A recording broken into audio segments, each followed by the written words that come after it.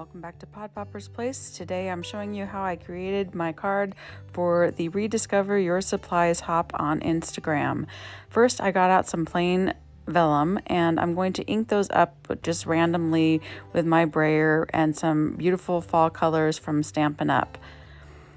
I'm going to mix these up quite a bit and then I end up getting too much yellow on some of it, so I have to go back in there and kind of fill that in again to cover up some of that. The brayer is a very haphazard kind of way to put this ink on, and there probably is some other techniques that would be a little more precise, but I just wanted to give it some random color and not really care about where it went, because leaves can be all kinds of colors. So after this, I am going to use a splatter box and use some of my gold shimmer spray from My Perfect Pearls, and it really gives it a watered effect, and they curl up. As you can see, they really curl up when it gets all this wetness on there, but once they dry back out, they become flat again, so don't worry about that when they curl.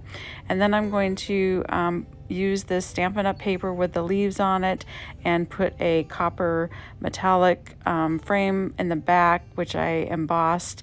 And then I'm going to use this old Sizzix die cutting press that has these leaves in it, and I'm going to cut out the leaves. And this previous card that I show real quickly there, you couldn't really see the definition of each of the leaves. So this time I decided to take some ink and add it to the edges of each of the leaf. I used some browns and some reds also, just so that there's some clear definition between each of the leaves. And it does help to define them a little bit better when I put them on the card. And then, because you can never have enough splatter or glitter or gold in your creations, I decided to get out this gold glitter paint that I have from Stampin' Up and just add a little bit of water to it and splatter it on both the background of my card. And then I go ahead and add some onto the leaves as well, because, I just love gold and I love a splatter. So I put them together and you get some wonderful effect. So before I want to glue any of my leaves down, I'm going to lay them out, kind of separating them by which leaves are which, because I don't want the same ones next to each other. And so I'm kind of going with the flow of the paper here. It kind of has the leaves and the branches kind of flowing in a swirling effect. So I'm kind of doing the same thing with my leaves, and so I'm getting them in place here, and then I'm going to use that magic saran wrap sticky stuff. I forget what it's called right now, but seal and press, that's what it's called, or press and seal. And this works great, just a little piece, and you can just press it down and gently pull it up, and then everything stays in place. And then you can just add your glue where you want it and keep everything together. And then when you lay it back down, it stays where everything needs to go. So I forget about this often, but it is a really super handy tool. If you've never tried to use it before, I would definitely recommend getting some press and seal in your crafty room. I allowed the edges of the leaves to go off of the background slightly, and I'm going to leave all of that off the edge there except for the bottom leaves stems, but I am going to actually leave the leaves hanging over, because when I put the frame on it, it's going to be fine. It'll fit on the card. And I'm using this Thanks So Much stamp and die set.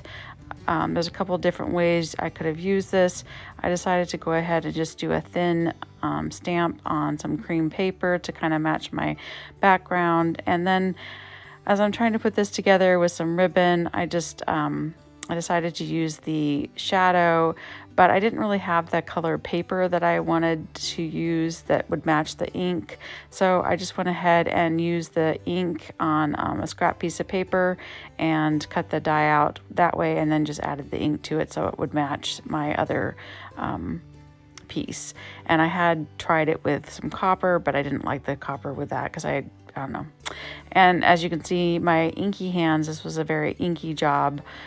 This time I got very messy with all the ink I messed with, but and I'm just putting all of my pieces together, and as you will see, I make a mistake here. I'm gluing my frame on, I'm gluing my background on with all my leaves, and then I go, oh, what did I forget? Can you see what I forgot? And if you guessed the ribbon, bravo, you are correct. I forgot to put my ribbon on. So in order to solve this problem, I decided to fray the ends of the ribbon and then just cut it to the length of my background and just fray each end so that it looks like it was done that way on purpose. And it works. I don't think anybody would be able to tell, and you probably wouldn't even known if I hadn't said anything, but that was my mistake. I had planned to tuck the ribbon around the background.